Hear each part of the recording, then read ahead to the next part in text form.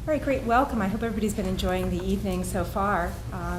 I'd like to welcome our panelists that we have this evening that are going to give us an opportunity to talk a little bit about what it's like to work either in a global environment or to work with individuals that are from around the world, and also some of their experience working abroad to helpfully bring some light to you as to what those opportunities look like and what the challenges and excitements that it brings. So I'd like to just take a minute and have everyone just introduce themselves and tell us a little bit about their backgrounds, kind of where they came from and where you are now, and some of your global experience that you have. So we'll just pass this to you. Hi, my name is Amy Ginocchio Molnar. I'm a 1994 graduate of Villanova. I graduated from the business school with a degree in management, a concentration in international business, and a minor in Russian. I specifically chose Villanova so that I could go to the business school and also minor in Russian. That was something I was looking for when I came here because I always was focused on studying there and possibly working there someday. I've been a working professional for 17 or 18 years now. I spent about 7 years in financial services, technology-related companies in the New York metro area and 10 plus years in pharmaceuticals. My last position was at Merck last year, and I left, and I'm currently home taking care of my 2 young children. I decided to take a break from the working world. And the international experience that I wanted to share with you tonight was my experience working for Coca-Cola in Moscow, Russia, immediately after graduating from Villanova. Just real quick, can everybody hear? I'm not sure if the microphones are on. So Is this working? oh, yeah, that's working. We just have to get so closer. Do I need to start again? Good evening, everyone. My name is Kim Cahill. I joined Villanova in January. It was a newly created position as director of the Center for Global Leadership. The center promotes ethical international business, cross-cultural communication, and global leadership. Prior to joining Villanova, I spent 15 years both at Temple in Penn in international business, and I've led at least 20 groups of students, both undergrads and grads, professionals as well as faculty, both developing the programs abroad and leading them to more than a dozen countries, and have been in the field for 20 years. Hi, everybody. I'm Jen Kane. I'm a senior manager at PricewaterhouseCoopers in Philadelphia. I'm going to be the odd man out here, so I did not go to Villanova. I actually... Oh, good. I went to the University of Delaware and graduated in 2002 with a degree in accounting and a minor in management information systems. So I started with PwC right out of school, worked in the Philadelphia office for 7 years, and then was given the opportunity in 2009, I guess it was, to go to London for 2 years. So I spent 2 years in the London office for PwC and then came back to Philadelphia last summer. So I've been in the office since then. Hi everyone, my name is Mario Dabashian and I'm the daughter of immigrant parents. So I think I popped out of the womb wanting to live abroad, and work with people from around the world. And I work at SAP.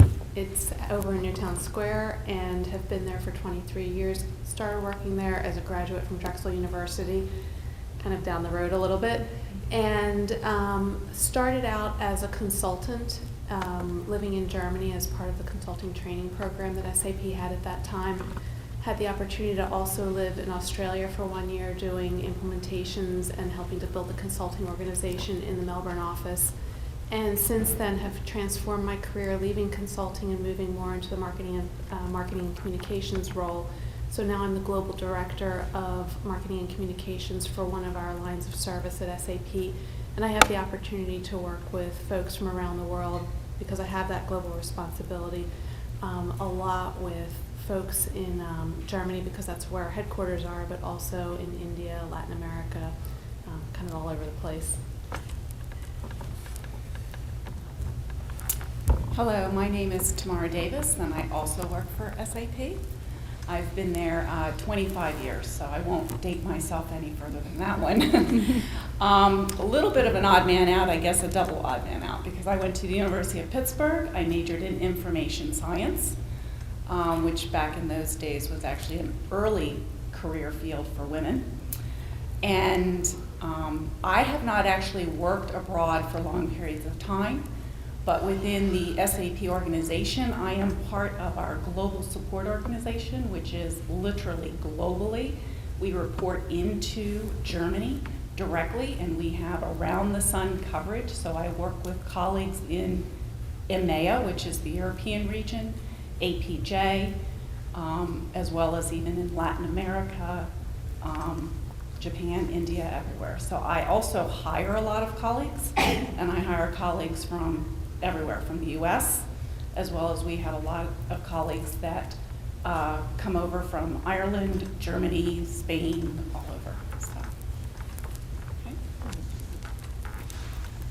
So maybe you can all just give us an idea of some of the obstacles or challenges in a global environment, and then we'll flip that around and kind of look at what are some of the positives.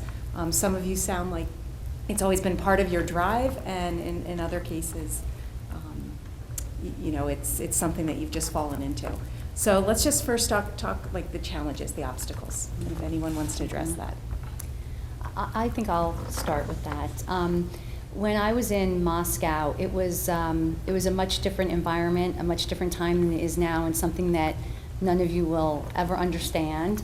I was 21, 22 years old, like some of you might be sitting there today, or even though you're a little bit younger, you'll soon be there. There was no email, there were no iPhones, there were cell phones, nothing was prevalent like that. Communication was completely different. The way business operated was different. But for me, it was challenging to be there because you almost felt like you were isolated from your family. You felt like you were isolated from just getting news, having contact, being able to call home.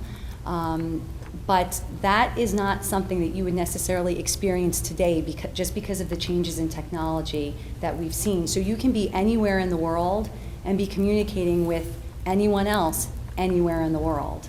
I think most of us probably in our corporate experience would tell you if we call a help desk, somebody might answer it in 7 time zones or 11 time zones away from us.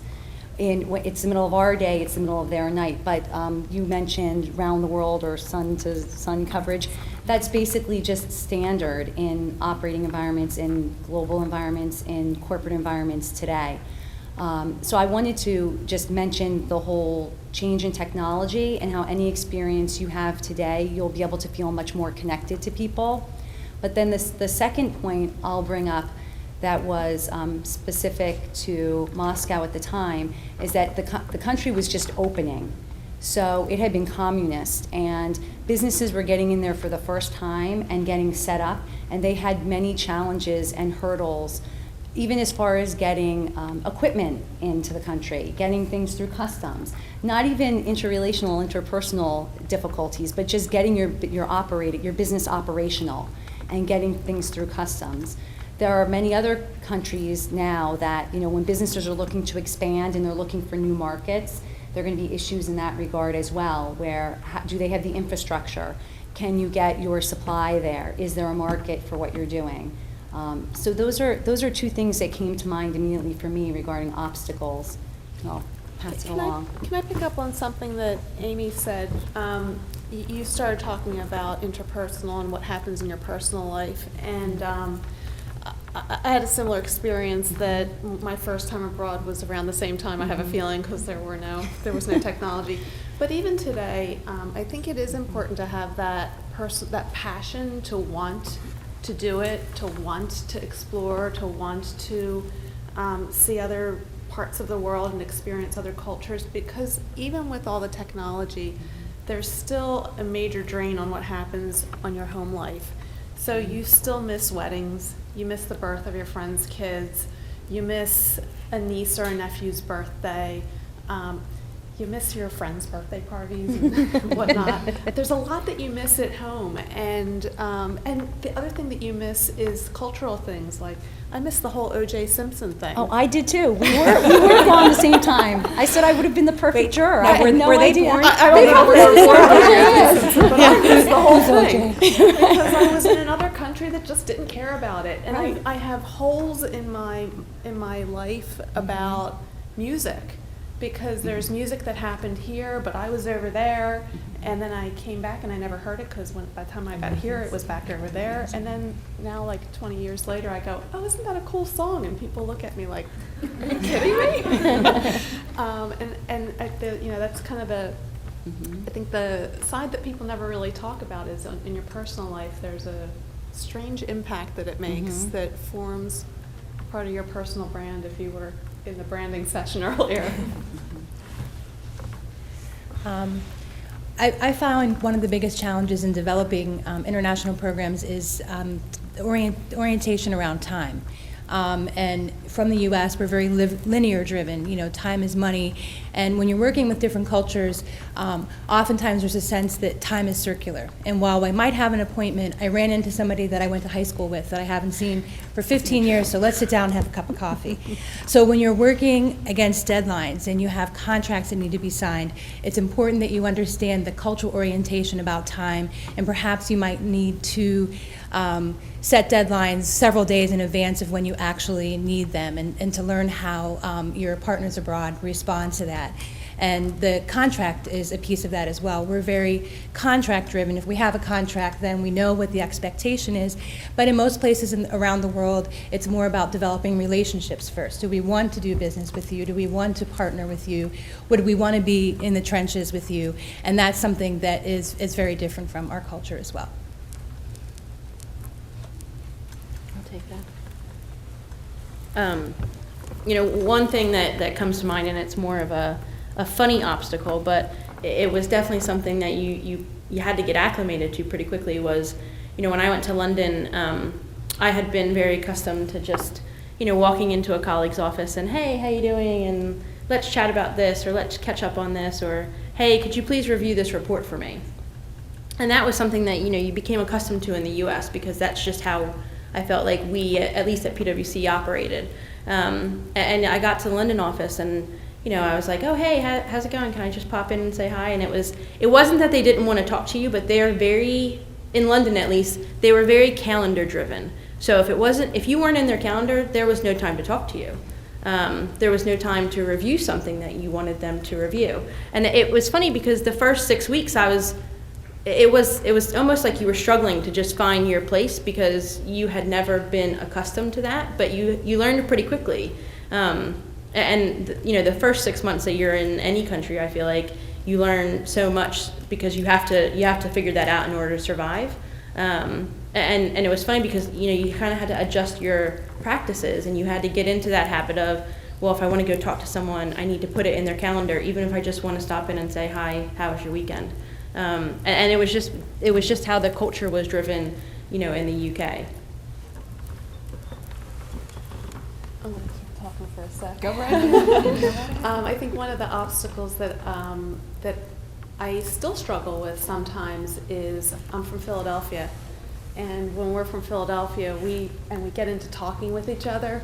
We talk on top of each other. So I'll say something, and then Tamara will interrupt me right in the middle of what I'm saying, and then I'll interrupt her, and she'll interrupt me, and we kind of do this dance back and forth.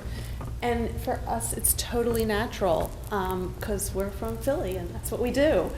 And then I started working with people in Germany, and gosh, it's one of the rudest things that you could possibly do is talk on top of somebody. In their world, they have to say their entire full thought, and they need to know that they've been heard, and they almost need to be asked for permission to provide your perspective on what it is that they just said so that they know that you heard them, and then you're heard. But if you step on top of what they have to say, you might as well hang the phone up or stop the conversation because it's not going to go anywhere at all. And that was a really hard thing for me to learn.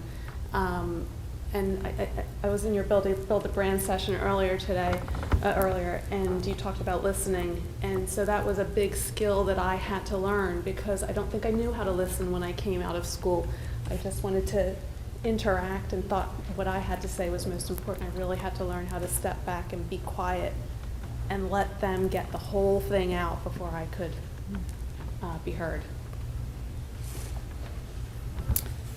I'm going to build on the 24/7 concept and engaging colleagues from all around the world, since that's a big portion of our role within global support for SAP America. And currently we are actually going through a transition, and it's been going on about 2 or 3 years now, where we have colleagues that rotate into the United States from India, from China and different parts of China. We actually even have a couple people from Japan, and then of course we always have colleagues from various countries in Europe. We're a German company, so we have of course German colleagues also that have been with us for quite some time. And one thing that we are learning as a team is that different cultures bring a different concept of sense of urgency. They bring a different culture with a sense of initiative, and they bring a different culture with a sense of what we call customer service. And that's a challenge, and we have that challenge because we're working for US customers, and our US customers, of course, have their expectations, and US customers have a very high customer service expectation. We normally are very open and we speak freely and speak up when we're not satisfied with something. We're pretty direct. So in that world, we actually deliver engagements on site at our customers with these mixed cultures. And it's a definite challenge for our leaders on site who have to lead these teams, because they've got the customer wanting to be told something very directly, yet a colleague that might be from the Asia Pacific region has excellent technical capabilities but is afraid to actually say the truth because the truth is not good news for the customer, so they're hesitant to say that. So when you work in these global markets, knowing more about each of the cultures and why someone might be the way they are can actually help you if you have to lead teams in that area. So I think it's a unique challenge today. I know working for SAP 15, 20 years ago, we didn't really have that challenge. Most of the colleagues were from Germany, and it was Americans. So it was Americans and Germans, and then about 10, 15 years ago, the Irish came into play, and the Irish are much more like the Americans than the Germans, actually. And then we had our colleagues from India, and then our colleagues from China. So it's been very, very interesting. You put them all together, it's amazing what we can do with that brain power, but everyone has a unique approach. So let me just stick on this topic. And does anybody have any specific situations where, as a woman in a global situation, you found it either more difficult or easier in some cases because you are this branded American female, that maybe you had some powers over some of the women in maybe the perception of women in other cultures because you were American? So I don't know if anybody's experienced anything like that.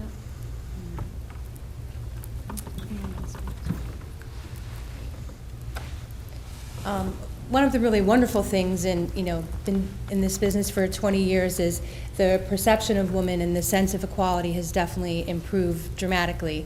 I think that in general, as a woman from the United States, we were always maybe treated differently than perhaps women were treated in their home country. But I was in the UAE about a year and a half ago, and I found it incredibly refreshing that many of the site visits that we attended had women in leadership positions. So I do definitely see a changing perception, not of just how female executives from the U.S. are treated abroad, but again, how women are being, respected and acknowledged for having different skills and different strengths and making a difference to the organization. So hopefully here in the U.S. we can get some more women on boards. As we heard earlier, they tend to be more successful, and I think that's why we're all here today. I think for myself, there's a difference between what I see in the workforce of the places that I've worked versus how I've been treated. I really struggle with your question because I don't feel like I personally have been treated differently. I feel like when I go to another country and I have a particular role, that I'm respected for the role that I play, regardless of whether I'm a man or a woman. So I've never felt diminished that way. But in observing how, in general, the culture behaves and treats women, it's been a little interesting. When I lived in Germany, I always said, God, I feel like I'm stuck in the 1950s. Or when I lived in Australia, I thought, okay, it's getting better. I feel like I'm stuck in the 1970s. They're still asking me to get the coffee, but okay. But I haven't sensed it in the last 10 years. I haven't sensed it being very different, being a woman here versus being a woman in the cultures where I've had the privilege to work. I don't know if others have had different experience. I'll expand on that thought when you mentioned coffee, because I was actually asked to bring coffee into a meeting when I was in Coca-Cola and I was working in Moscow. There were some executives visiting from the United States, and they were in a conference room waiting, and the head of the marketing area came out and asked me to go get coffee from the kitchen and bring it into them in the conference room. The people that I worked with, everyone else who was in my area and sitting around me, they were mortified, they were shocked. The women and the men could not believe that this gentleman had asked me to bring coffee into the meeting room. They said, he doesn't ask anybody else to do that, why is he asking you to do that?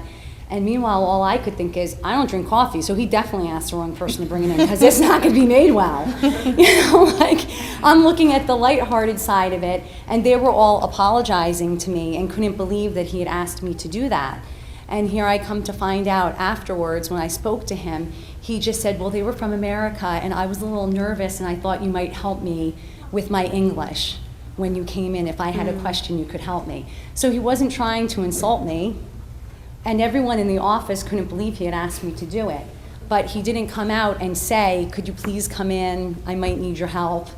He just was trying to find a way to get me in the room. In case he didn't understand what was being said. And that came out wrong.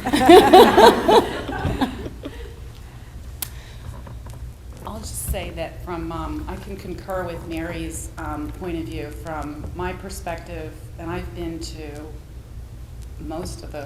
a lot of the Fortune 100 companies are actually my customers, or our customers, and I haven't really felt any difference in treatment because I was a female from the companies within the United States, or even with the team members from folks that come from around the world that work on our team, surprisingly enough.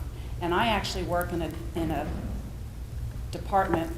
I'm just sitting here thinking, I am the only female director in my department still, so our one VP is a female, but all the directors, they're all males.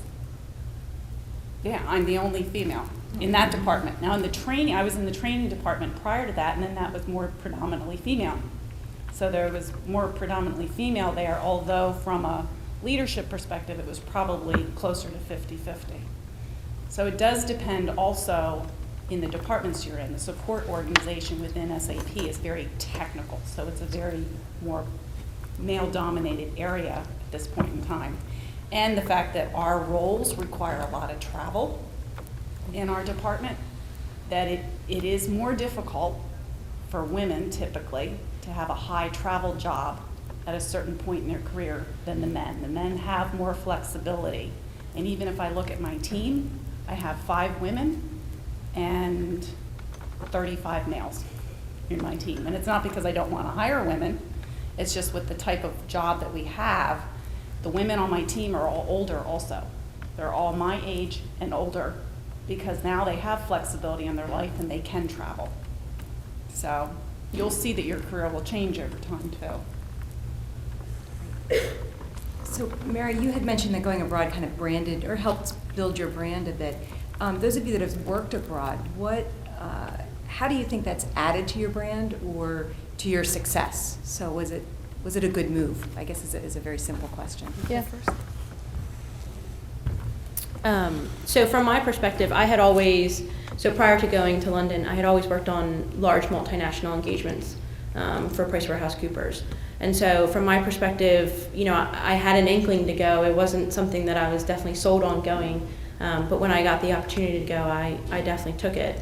From my perspective, I think, it's definitely made me, I would say, someone who's more well-rounded. I think, prior to going, I know what my strengths were before I went, so I was very technical, I was a very good documenter at PwC, and very technical from that standpoint, but from a soft skills or people skills person, I definitely, needed some work, and it was when I got to go abroad and I got to really figure out, who I was as a person, partially because, I went alone, so, part of it was you had to make new friends and you had to meet all new people at the office that you had never met before.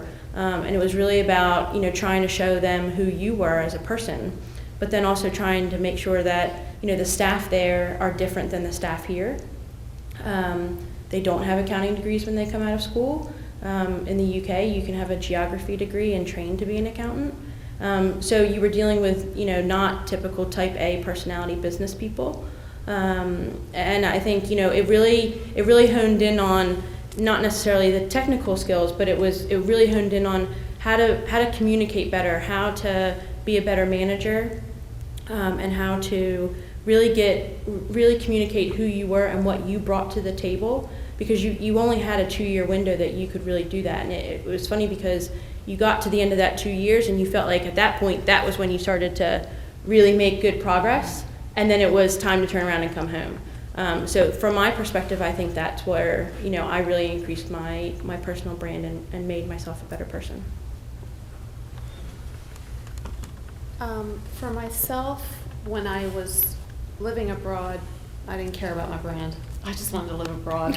I just wanted to be out there, and I didn't care where it was. But looking back, I actually interviewed for a job at SAP at some stage, and I was talking to the recruiter for that job, and I was taking him through my resume and my history. And when I was finished, he said to me, "Wow, you're really courageous." And I thought, I never thought about myself that way, but holy cow, I am. And I have tried to work that actually into my personal brand. And then I think also because I now have quite a few years stacked up behind all that, another part of my brand is that I'm a monster networker. So within SAP, if it's not 6 degrees of separation from Mary or Tamara, it's like 2. Between the two of us, I think we could get to anyone in the company if we had to. So for me, that's 2 ways that it's helped my brand. Okay, I could keep asking them questions all night, and I still have a few, but I think it'd be great if you all have some specific questions you might like answered, because it's really, they're here for you. So are there any questions? Maybe it's just a show of hands. How many of you have traveled, or not necessarily traveled, but have any of you studied abroad? Okay, great. So we had a question. Yeah. What do you suggest in terms of post-graduation, right after graduation? Would you say you'd highly suggest working abroad? Or, I mean, I know we're all very interested in going abroad at some point in your career, but would you say that that's something that incoming people that you're hiring, you see that as like a huge, huge perk if they've had experience working abroad early on in their career? I think I'll start with that.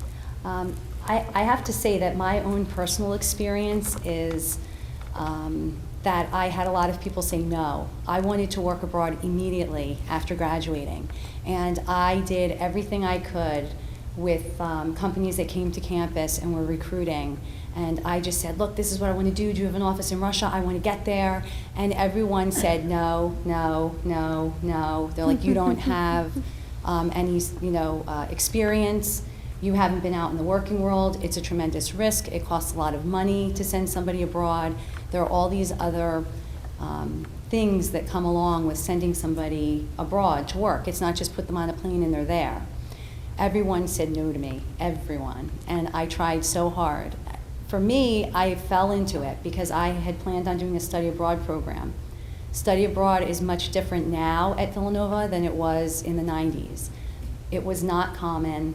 People did it, but it mostly was liberal arts. It wasn't so much the business school, and there weren't a lot of people doing it. And I had plans to go during the summer between my junior and senior year, and I had to cancel those plans. So then I knew my only chance was after graduation. But then I said, well, how am I ever going to work abroad if everyone's saying no to me? What am I going to do? So I found a program, a study abroad program, that I could participate in. And once I got over there to Russia, I could interview for jobs, and that's what I did. So I think my circumstance was a little bit unusual because, I asked. I was like, I want to go. I'm ready to go. I'm 21. Just put me on a plane, and I'll do it. And they were like, no, no, no, no, no. And so I kind of had to make my own job exist or find my path to get there. But Mary, it sounds like, had a much different experience because you went early on after graduating as well. Is that correct? I did. I was going to say, holy cow, if you have an opportunity and someone's putting it in front of you, take it. Take it. Take it. Yeah. I don't think there's a formula that says the right thing is to do is to work first and then go, or to go immediately and then come back. I think some of it is also your gut, and if it feels good in your gut, go for it. It felt good in my gut. SAP landed in my lap. It was the right thing at the right moment, and I'm so glad I said yes. My sister actually, now that I think about it, my sister's very first job was actually overseas. I actually got her an internship at SAP in Biel, Switzerland. My mother is Swiss, so we have Swiss passports, so she could legally work there, so it made it very easy. So she did an internship in Switzerland for, I want to say, 6 or 9 months. Came back to the United States, graduated.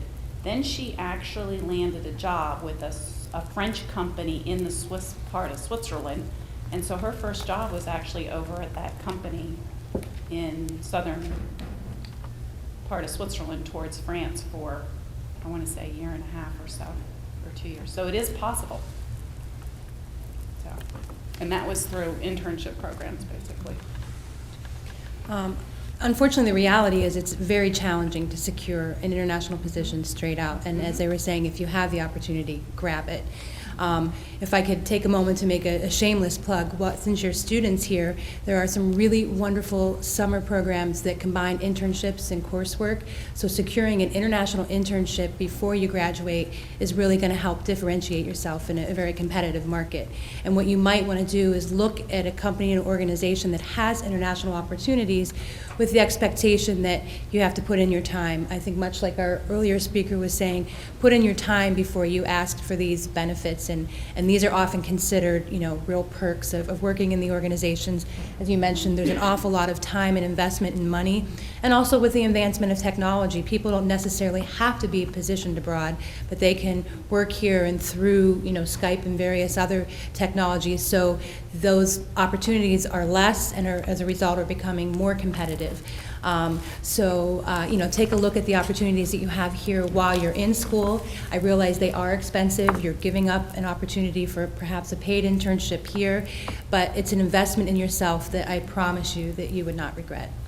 Yeah, the reason I asked that is because I got the Ron Cruz Fellowship through your organization, and that's how I was able to have my embassy internship this summer in the Marshall Islands. Like, I'm all for going abroad. Like, I definitely suggest to anyone here to look into the Clay Center because they did make that possible for me. Good for you. I'll just make one personal observation here. I don't know if the moderator is allowed to do that, but I will just let you know that and I know this sounds really silly and kind of trite, but the younger you are, the less you have to lose. Mm-hmm. So it's a lot easier to take that, 10-year-old car, put it on eBay and go somewhere. Now you're 30, okay, it's not a 10-year-old car, you might still have lease payments so things get a little bit more complicated in life. So any unique opportunity like this, the younger in life, it'll always then carry you through the rest of your life. So, it doesn't mean that we get older and these opportunities don't exist. They're just easier to achieve or to accept at a younger age. And can I just expand on that? Because that's an interesting point. When I was working at Coca-Cola, it was a very small office. There were 40 individuals. They were all Russian, and then there were primarily running the office. And then there were 5 executives, and the executives each came from a different country. One was from America, Colombia, Germany, UK, and I think Australia may have been the other one.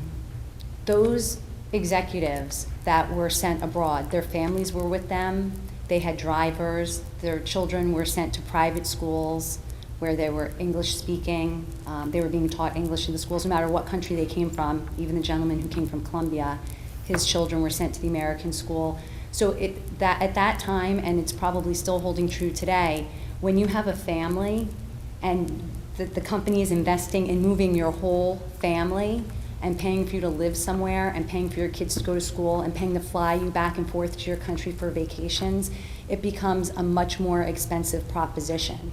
And so I think to Sue's point about when you're younger, you have less to lose, and if the opportunity presents itself, take it. It's just so much easier to do before you're further along in your life and you become more expensive for the company to move you.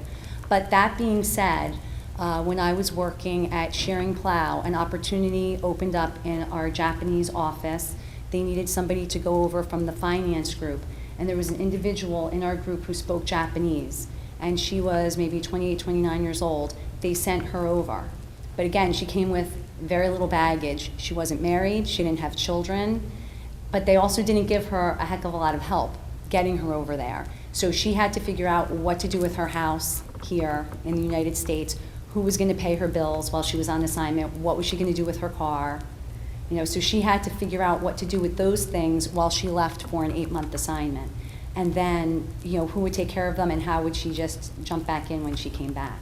So I think it really depends on, the stage of life that you're in, what your company is willing to invest in you, and what you're willing to do. Maybe you won't want to move your family when you're 30 or 35, to do this, to go to another part of the world. But you might be willing to do it now when you've got nothing to lose and you're 22 years old. Is there a concern that, particularly the length of the contract could, overseas experience could be a couple of years, that out of sight, out of mind, that, staying or connected back to your, home base, and the networking and all that, that's part of that? I was going to say, I'll take that one afterwards. I mean, from my perspective, I knew that I wanted to come back to Philadelphia, and I was fortunate enough to work on a client. The client opportunity that I went to London for was a client that we have in the Philadelphia office as well. But I wanted to make sure that there was no chance that I was going to another office when I came back from London. So I made sure, I had to work harder at that than the office did, but I made sure that I stayed connected to the partners in my office. And I got, so through the PwC program, we got 1 paid trip home per year. But when you came home for that trip, you did have to come into your office and have meetings. So it was more so that I made sure that, because I knew I wanted to come back to Philly, I didn't want to go to any, I love the city, so I wanted to make sure I came back here, and that's where my family's from too. So I made sure that I just stayed connected and worked hard at, scheduling meetings for once a quarter with the people here at home that were going to bring me home. Yeah. I'll give a flip side of that because I have someone who is on my team that's doing a rotation in China. So I had someone approach me, I guess he's been over there a year and a half now, and it was a gentleman on the team that was really planning a very aggressive career path within our department. And we had, various options and assignments for him here and roles here. And for whatever reason, he felt that it wasn't going to go fast enough for him here in the U.S. And he thought, okay, if I take this opportunity, we were looking for folks to go to our China office and work over there. He thought if he took that opportunity, that could fast track him when he came back to the U.S. up the career path faster. And so that was his decision that he made. In reality, and this is something you have to be very careful of, in reality for him, and I was very honest with him, that the role he was going to China for wasn't anything specific to the role in our group that would bring him up his career path. Really what he was going over to do to China was really kind of the group that he came from before he came into the team that I have. And then I was very honest with him. I said, you know, I'm not going to hold you back. You want an opportunity to go to China, and we had a huge need over there, so he was filling a corporate need. But I was honest, and I said, I don't want you to think that you're just automatically going to come back to a higher position or have a quicker opportunity than others, because what he's doing over there is really what his old job was, not what his new job is. So you just have to be careful on some of your motivations too, on where you want to go, and then when you come back, what do you want to do, and so forth. And so it goes kind of from both sides. You know, we typically have a culture at SAP where we don't hold people back from opportunities to go other places, but it didn't mean that for him it would fast track him any faster. Other questions?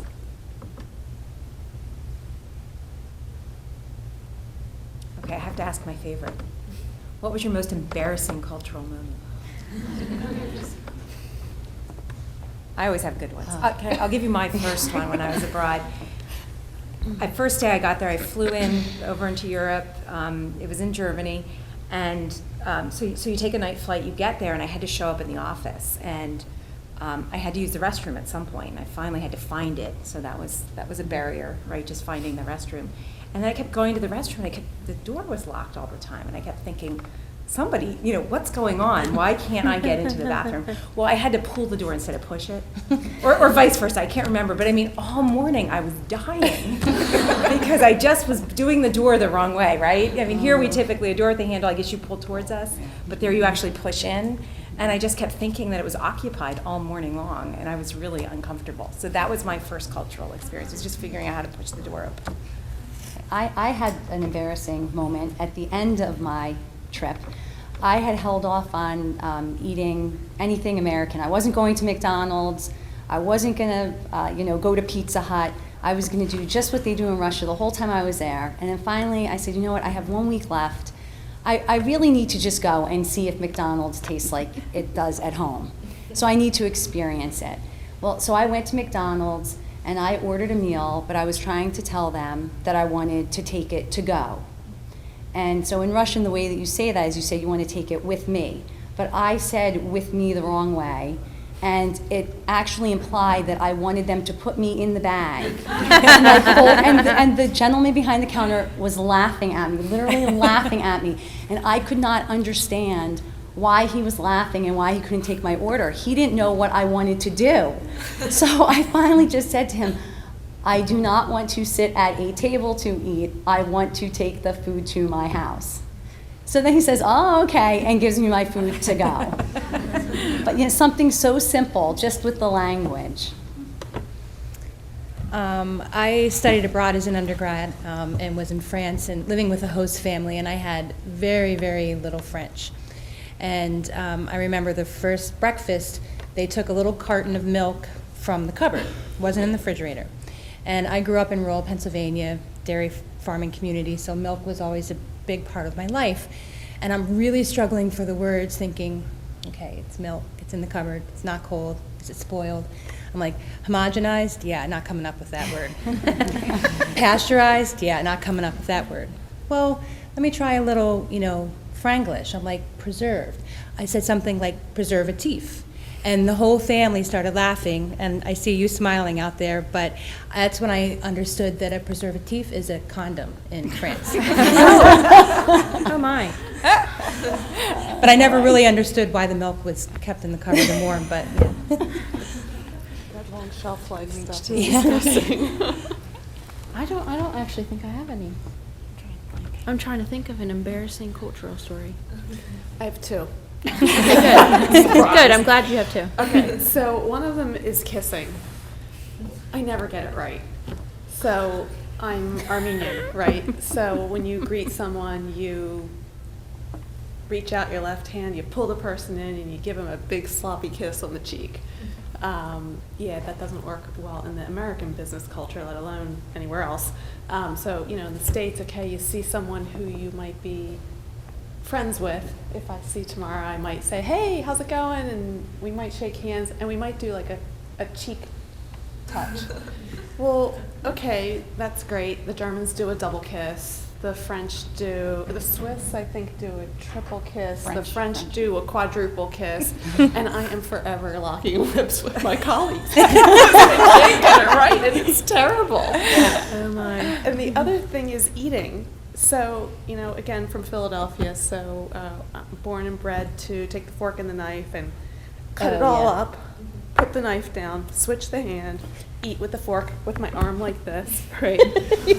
And then you go to Europe, and they're like, you peasant.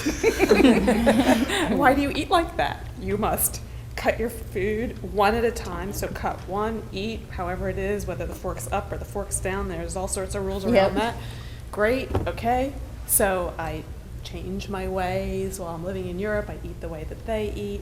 And then I go to this other country in Kingsport, Tennessee.